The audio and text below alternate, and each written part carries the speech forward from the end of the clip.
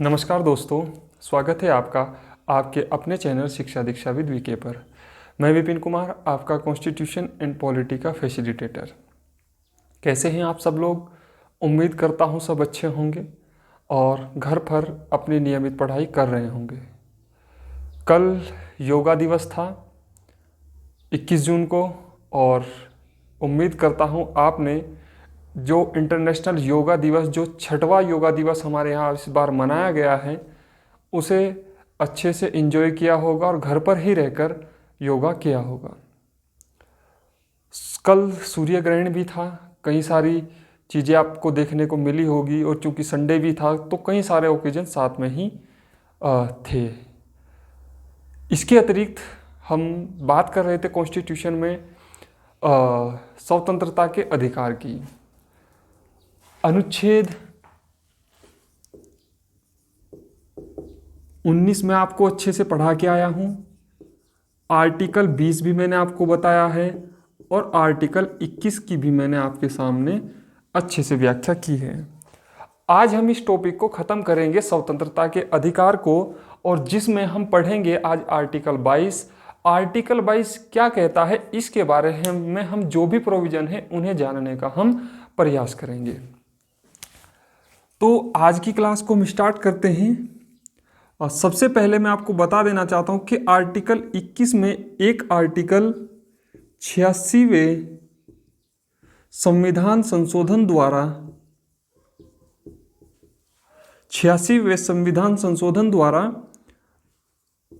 21 का क जोड़ा गया, और इसमें कहा गया कि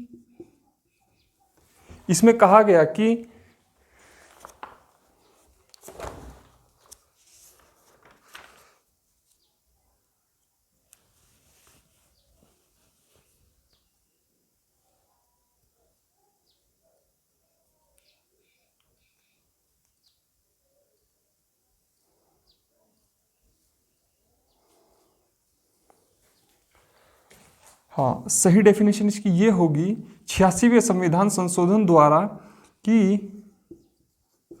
राज्य का कर्तव्य है कि वह 6 से 14 वर्षों तक 6 से 14 वर्ष तक के बच्चों को निःशुल्क शिक्षा प्राप्त कराने का कार्य करेगा। ये बात किसमें कही गई? 86वें संविधान संशोधन द्वारा 21 का क जोड़ा गया, और ये संविधान संशोधन कब हुआ था? 2002 में। इसके बारे में आपको इतनी बात याद रखनी है। ठीक है दोस्तों, कितने से कितने वर्षों तक? 6 से 14 वर्षों तक। मैं आपको बताऊं कि इससे पहले क्या था कि ये जो प्रोविजन था वो DPSPs directive principle of stand policy, और मूल कर्तव्य में भी इसे बाद में जोड़ा गया। मूल कर्तव्य जो हमारी क्या है, फंडामेंटल हम ड्यूटीज पढ़ते हैं, उसमें भी ये बात कही गई कि प्रत्येक माता पिता का और गार्जियन का ये कर्तव्य होगा कि वो 0 से 6 वर्ष तक के बच्चों 0 से 14 वर्ष तक के बच्चों को क्या करें, स्कूल भेजने का कार्य करें। और चूंकि ये क्या था पहले, ये प्रोविजन किसमें था, खैर स्पेशली मैं इस पर फोकस करना चाह रहा था कि ये जो पहले प्रोविजन था ये डीपीएसपीज में समाहित था। चूंकि अभी हम डीपीएसपीज को जिक्र करेंगे कि डीपीएसपीज क्या है, कि न्यायालय में क्या है, इन्हें लागू नहीं किया जा सकता। तो इस कारण क्या है कि इस कारण ये क्या थे, ये बाध्यकारी प्रोविजन नहीं थे। क्यों? मौलिक अधिकारों के बाद जो नागरिक अधिकार होते हैं वो पढ़ रहे हैं। क्यों? इसके बाद कुछ राज्य के अधिकार भी, उसके जो नीति निदेशक तत्व भी, जो उसके मार्ग है जिस पर राज्य सरकार चले, जिसमें आपके समक्ष बात करता था कि राज्य का अधिकार होगा, राज्य लोक कल्याणकारी राज्य काम करे, तो वो सारे जितने भी प्रोविजन है, जितने भी प्रावधान है, हमें किसके अंतर्गत पढ़ने को मिलेंगे? डीपीएसपीज के अंतर्गत पढ़ने को मिलेंगे। चूंकि डीपीएसपीज क्या है? बाध्यकारी प्रोविजन नहीं है, उन्हें किसी भी कोर्ट के समक्ष जाकर लागू करने के लिए गुहार नहीं लगाई जा सकती। इस कारण क्या है कि कहीं ना कहीं जो मौलिक अधिकार है वो डीपीएसपीज पर क्या करते हैं? डोमिनेट करते हैं, या फिर उनका डोमिनेंस डीपीएसपीज पर दिखाई देता है। हालांकि दोनों का क्या है? एक पृथक क्राइटेरिया है, एक नागरिकों को बल प्रदान करते हैं, एक राज्य को बल प्रदान करते हैं। तो मैंने बताया कि जो ये 21 का क था, ये क्या था? पहले डीपीएसपीज में समाहित था और इसे फिर हम 86वें संविधान संशोधन द्वारा कहां पर ले आए? मौलिक अधिकारों के अंतर्गत इसे समाहित कर दिया गया। दोस्तों, इसके पीछे कारण ये भी था कि अगर आपके मन में ये सवाल होगा कि जब संविधान लागू हुआ तब क्यों नहीं किया गया, तो मैं आपको बताऊं, देश उस समय काफी असमानताओं से जूझ रहा था, और दूसरी बात क्या था कि देश में उतना भी जो उसके पास भौतिक संसाधन थे, जो उसके पास धन था, वो इतनी पर्याप्त मात्रा में नहीं था कि उस समय ये इस भार को वहन कर सकता। तो इसलिए जब देश को लगा कि वो अब कैपेबल है, अब क्या कर सकता है राज्य इस क्षेत्र में कार्य कर सकता है और उसके पास पर्याप्त धन है, तो उसके आधार पर क्या किया? 86वें संविधान संशोधन के द्वारा 2002 में इसे मौलिक अधिकारों में समाहित कर दिया गया। तो ये बात हुई हमारी आर्टिकल 21 की। अब बात करते हैं हम आगे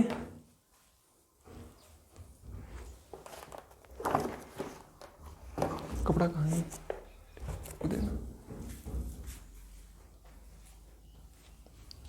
देखिए दोस्तों,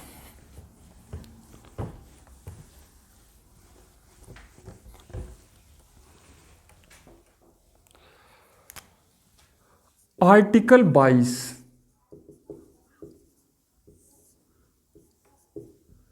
ये क्या कहता है हमें?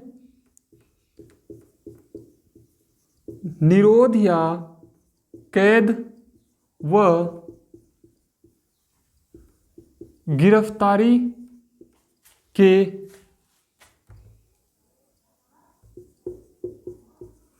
संदर्भ में अधिकार। निरोध, कैद या गिरफ्तारी के संदर्भ में अधिकार, ये क्या कहता है? आर्टिकल 22 कहता है। आर्टिकल 22 जो मूलतः है वो नागरिकों को और भारतीयों को और गैर भारतीयों को दोनों को प्राप्त है। पहली बात, इसमें कुछ प्रोविजन दिए गए हैं, यानी आपको अगर कैद कर लिया जाता है या फिर आपको गिरफ्तार किया जाता है, तो इसके बारे में क्या है? इसके बारे में कुछ स्पेशल प्रोविजन हैं जिन्हें हम एक एक करके डिस्कस करेंगे। जैसे मैं पहली बात करूं कि आर्टिकल 22 में, अब इसे 22 का 1, 22 का 2, 22 का 3 ऐसे मत समझना, इसके उपखंड नहीं है। पहली बात, सिर्फ इसे हम ऐसे पढ़ेंगे कि आर्टिकल 22 में ही 3 प्रोविजन हैं। सबसे पहला कहता है कि यदि किसी व्यक्ति को गिरफ्तार किया जा रहा है तो उसे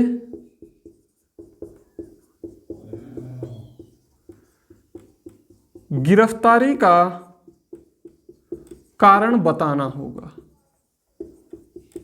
एक एक करके बात करूंगा मैं इन पे। सेकंड कहता है कि date of arrest and date of timing police के द्वारा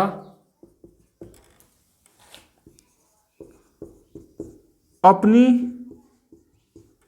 डायरी में नोट करना होगा।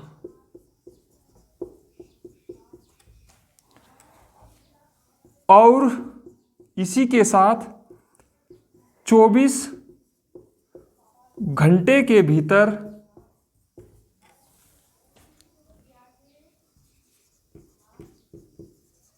अपराधी को न्यायालय में उपस्थित करना होगा। यात्रा व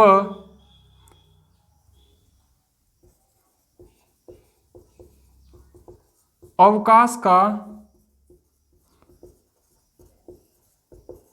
समय छोड़कर। पहले इन दो प्रोविजन को समझे, हम फिर तीसरे की बात करेंगे। मैंने कहा कि अगर कोई एक्स व्यक्ति है, ठीक है, और ये क्या है, किसी क्षेत्र का पुलिस थाना पड़ता है, ठीक है। अब एक्स व्यक्ति ने क्या किया, एक्स व्यक्ति ने कोई गुनाह किया, कोई अपराध किया। अब अपराध के आधार पर क्या है, पुलिस इसे अरेस्ट करने के लिए आई, और जब अरेस्ट करने के लिए आई तो सबसे पहले जब इसे अरेस्ट करेगी तो ये क्या है, पुलिस को बताना होगा कि आपको किस कारण गिरफ्तार किया जा रहा है। ये क्या है, हमारा फंडामेंटल राइट है, ये हमारा मौलिक अधिकार है। दूसरा, जब इसे डेट ऑफ अरेस्ट, किस तारीख को इसे अरेस्ट किया जा रहा है, गिरफ्तार किया जा रहा है। दूसरा, किस समय इसे गिरफ्तार किया गया, डेट ऑफ टाइमिंग। पुलिस को क्या है, अपने रिकॉर्ड में मेंटेन करना होगा कि हमने इस तारीख को फला व्यक्ति को या फिर एक्स व्यक्ति को क्या किया, गिरफ्तार किया, और इस समय गिरफ्तार किया, और उसे 24 घंटे के भीतर किसी के भीतर अपराधी को न्यायालय में सशरीर का मतलब क्या हुआ, यहां पर भी एक मजे की बात है कि सशरीर का मतलब ये हुआ कि ऐसा नहीं है कि आप वहां पर उसकी चप्पल ले जा रहे हैं कि अपराधी तो चला गया और अब चप्पल बची है, न्यायालय में ये जा रहे हैं, या फिर हम उसको इतना पीट दिया या फिर उसकी मृत्यु हो गई पुलिस कस्टडी में ही, ऐसा भी नहीं हो सकता। उसे सशरीर 24 घंटे में कोर्ट में उपस्थित करना होगा। यही आप देखते होंगे जब भी किसी को गिरफ्तार किया जाता है तो 24 आवर्स के अंदर ही क्या है, उसे तुरंत न्यायालय में पेश किया जाता है सुनवाई के लिए। ये बात। दूसरा, मैंने कहा इसमें यात्रा और अवकाश का समय छोड़कर। अब मान लो ऐसा हुआ कि पुलिस गिरफ्तार करने गई, पुलिस थाने से लगभग 100 किलोमीटर का उसका एरिया है, पहाड़ी का दुर्गम क्षेत्र है, ऐसा मान लो। आने में ही उसे 6 घंटे लग गए। अब जब 6 घंटे लगे, अब 6 घंटे को आप कहने लगो कि अगले 18 घंटे तक ही आप मुझे कस्टडी में रखोगे, क्योंकि 6 घंटे आपने यात्रा में क्या कर दिए, वेस्ट कर दिए, या फिर यात्रा में लग गया। तो ये क्या है, ये तर्क मान्य नहीं होगा, और इस आधार पर क्या है, इस आधार पर 24 घंटे का जो समय है वो काउंट नहीं होगा। यही कहता है हमारा आर्टिकल 22, यानी यात्रा और अवकाश का। अवकाश का मतलब क्या हुआ यहां पर, कि जैसे हमने कहा कि सैटरडे को किसी को गिरफ्तार किया गया, अब संडे क्या है, ऑफ रहता है न्यायालय या फिर छुट्टी रहती है, तो आप ऐसा नहीं कि सैटरडे का 24 घंटे संडे को पूरा हो रहा है तो मुझे आप संडे को कोर्ट में पेश कीजिए, क्योंकि वो रविवार है, न्यायालय बंद है, तो क्या है, इस समय को आपको स्किप करना पड़ेगा, इस समय को आपको छोड़ना पड़ेगा, और इस आधार पर क्या है कि ये समय काउंट नहीं होगा इस गिरफ्तारी में। ठीक है दोस्तों,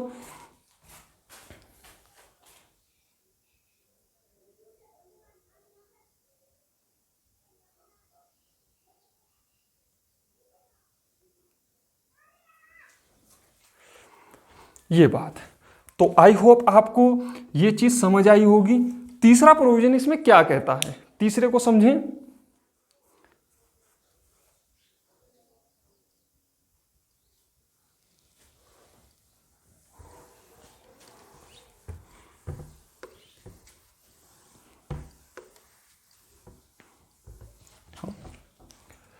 तीसरा प्रोविजन इसमें कहता है कि आरोपी को अपनी पसंद का वकील या विधि परामर्शकर्ता से सलाह लेने की अनुमति होगी, अनुमति होगी। अब इस बात का भी समझ लेना ज्यादा जरूरी है। जैसे एक्स व्यक्ति है और एक्स व्यक्ति को क्या किया, एक्स व्यक्ति को गिरफ्तार करके लाया गया। अब पुलिस ने कहा हमने आपको गिरफ्तारी का कारण बताया,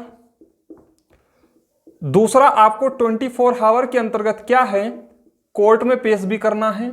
अब इसमें तीसरा प्रोविजन ये है कि इस 24 आवर में जो ये एक्स व्यक्ति है, इस एक्स व्यक्ति को क्या है कि ये छूट होगी, ये अधिकार होगा कि वो अपनी पसंद का वकील कर सके, अपनी पसंद के विधि परामर्शदाता से परामर्श ले सके कि अगर उसने कोई अपराध किया भी है तो अगर वहां पर कोर्ट में जब पेश होना है तो उसका वकील क्या हो, क्योंकि आरोपी तो बोलेगा नहीं, जब वो खुद आरोपी है तो उसकी कौन सुनेगा, कौन सुनेगा इन द सेंस कि वो तो कह सकता है कि मैंने कोई अपराध नहीं किया है, तो ये तो साक्ष्य प्रस्तुत नहीं होगा। इसके आधार पर क्या है कि उसकी तरफ से जो भी दलीलें पेश की जाएंगी वो किसके द्वारा पेश की जाएंगी, इस आरोपी के जो वकील होगा या इसका जो विधि परामर्शदाता होगा उसके आधार पर वो अपनी बेल के यानी जमानत की जो उपबंध है या फिर उसकी जो कंडीशन है उन्हें वो फुलफिल कर सकता है और जल्दी ही वो जमानत गेन कर सकता है। तो ये बात कहता है आर्टिकल 22 का। दोस्तों इसमें कुछ अपवाद भी हैं, हम उन अपवाद को भी जानना जरूरी है, क्योंकि इतना तो सभी जानते होंगे लेकिन इतनी इस तरीके से भी आपने शायद ही कभी पढ़ा होगा, मुझे ऐसा लगता है। पढ़ा हो तो अच्छी बात है, अगर नहीं पढ़ा हो तो आप पढ़िएगा। नेक्स्ट आता है कि हम इसके अपवाद क्या हैं। अब हम इसके अपवाद को डिस्कशन करेंगे।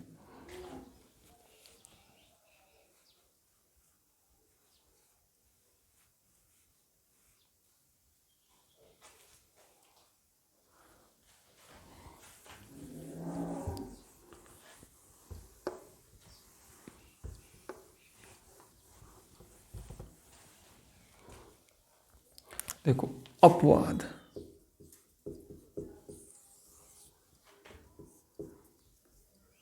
अपवाद में है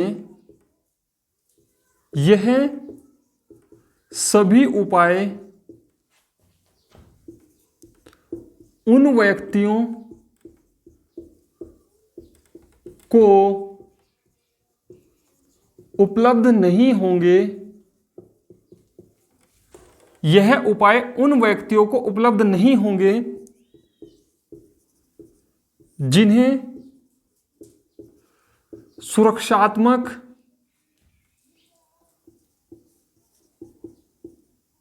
निवारक निरोध कानून के अंतर्गत गिरफ्तार किया गया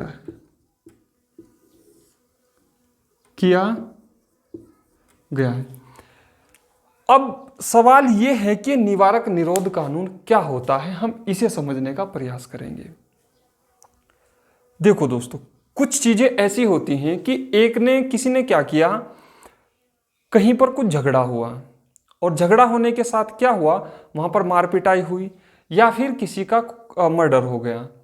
तो जब वहां पर किसी की हत्या हुई तो उसे गिरफ्तार किया गया। तो ये क्या हुआ, एक कॉमन चीज हुई। लेकिन ये जो निवारक निरोध कानून है, इसमें आप सुनते होंगे रासुका, NASA,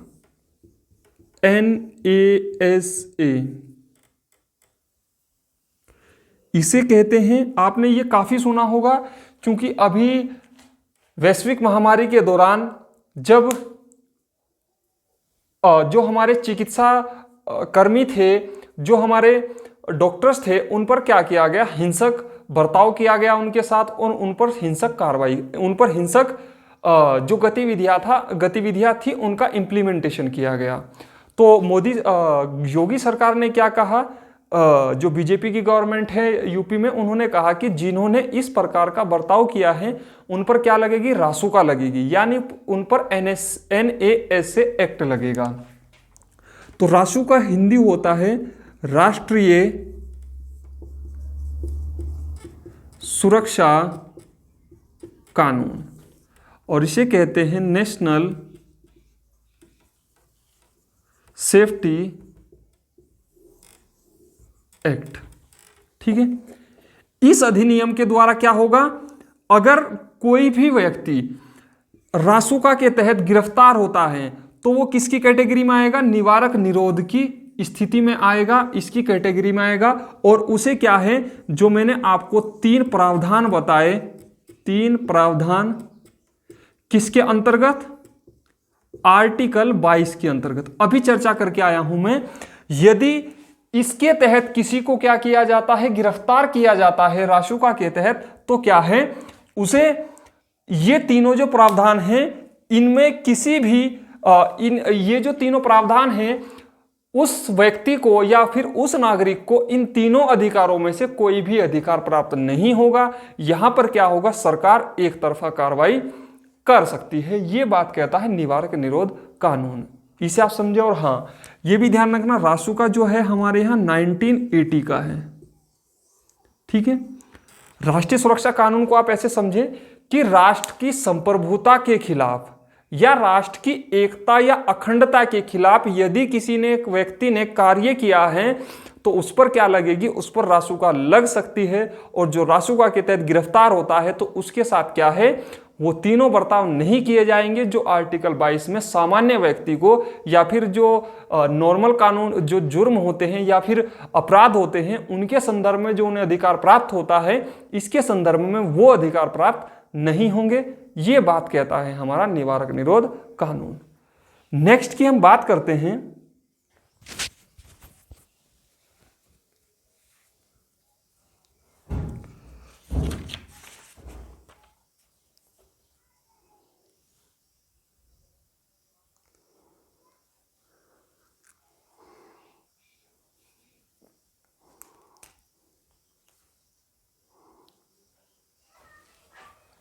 हाँ, इसमें एक एक्ट और याद रखना आप, विदेशी मुद्रा का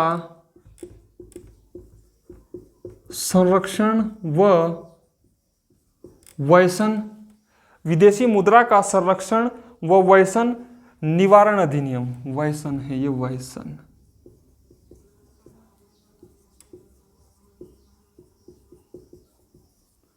ये 1976 का है, ये बात आप ध्यान रखें। 1994 का है। विदेशी मुद्रा का संरक्षण, यानी यदि किसी ने, व्यक्ति ने क्या किया कि विदेशी मुद्रा का क्या कर रहा है, वो संग्रहण कर रहा है और फिर उसका उपभोग भी कर रहा है, तो इसका भी एक्ट है। अगर इसके अंतर्गत भी आप गिरफ्तार होते हैं तो क्या है, आपको वो आर्टिकल 22 के इन तीनों प्रावधानों में से क्या है, आपको कोई भी सुरक्षा प्राप्त नहीं होगी। एक और मैं आपको बता देता हूं, कभी अगर आपसे पूछ ले, पोटा,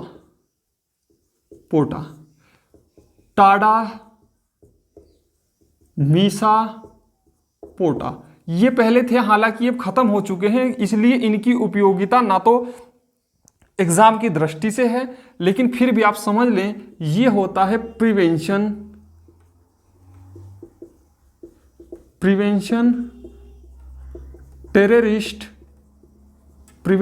ऑफ टेररिस्ट एक्ट। यानी अगर किसी को पोटा के अनुसार क्या किया गया, गिरफ्तार किया गया, तो उसे भी क्या है, आर्टिकल 22 से संबंधित जो भी 3 प्रावधान हैं वो उसे प्राप्त नहीं होंगे। तो इस कारण क्या है, इसके आधार पर भी आपको क्या है, कैद में रखा जा सकता है बिना किसी कारण बताए। अब क्या ऐसा है कि उन्हें कोई भी अधिकार प्राप्त नहीं होते, तो इसमें एक छोटा सा लीगल पॉइंट भी है, उसे भी आप समझें। पोटा 2002 का है और इसे 2004 में समाप्त कर दिया गया। ठीक है, तो मैंने 3 एक्ट बताए आपको कि अपवाद क्या है, कि यह सभी उन व्यक्ति को उपलब्ध नहीं होते जिन्हें सुरक्षात्मक निरोध कानून के अंतर्गत गिरफ्तार किया जाता है। पहला पढ़ा हमने रासुका, दूसरा हमने पढ़ा विदेशी मुद्रा संरक्षण का व्यसन निवारक एक्ट 1974, और तीसरा पढ़ा हमने 2002 का पोटा। ठीक है, इसका जो अपवाद है अब हम उसे समझने का प्रयास अपवाद नहीं, इसके बारे में क्या लीगल पॉइंट है उसे भी हम थोड़ा समझ ले तो ज्यादा बेहतर होगा।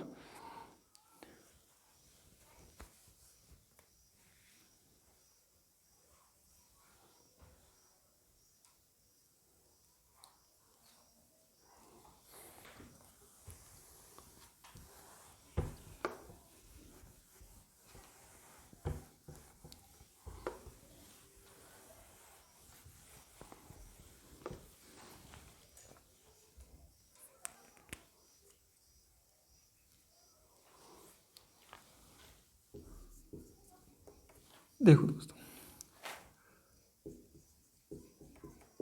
जिस व्यक्ति को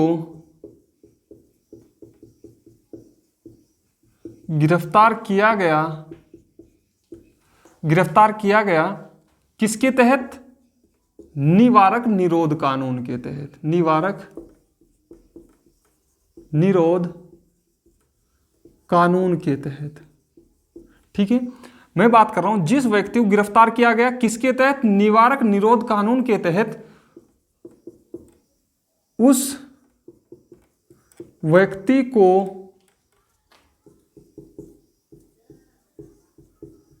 गिरफ्तारी के पश्चात न्यायिक बोर्ड के समक्ष प्रस्तुत करना होगा। ठीक है, ये जो न्यायिक बोर्ड है मैं आपको बताऊं, अगर इसमें 3 महीने से ज्यादा अगर न्यायिक बोर्ड के समक्ष प्रस्तुत किया जाएगा, हाँ, ये जो न्यायिक बोर्ड है इसकी जो अध्यक्षता करता है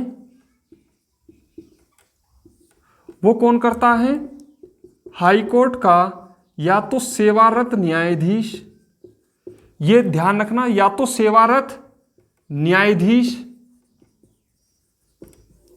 या फिर हाई कोर्ट का सेवानिवृत्त न्यायाधीश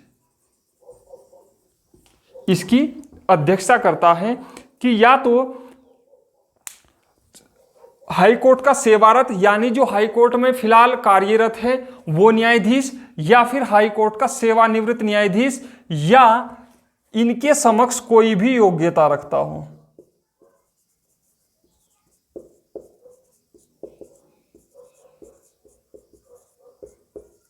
योग्यता रखता हूं तो ये क्या है? न्यायिक बोर्ड की अध्यक्षता उसके द्वारा की जाएगी, और इसके संदर्भ में जो भी फिर सुनवाई होगी वो कौन सुनवाई करेगा? न्यायिक बोर्ड उसकी सुनवाई करेगा। तो ये था दोस्तों हमारा आर्टिकल 22, और आज हमारा स्वतंत्रता का अधिकार क्या होता है समाप्त होता है। नेक्स्ट क्लास में हम शोषण के विरुद्ध अधिकार पढ़ेंगे, और उससे नेक्स्ट क्लास में हम धार्मिक स्वतंत्रता का अधिकार पढ़ेंगे। थैंक यू दोस्तों, मिलते हैं कल की क्लास में। Thank you.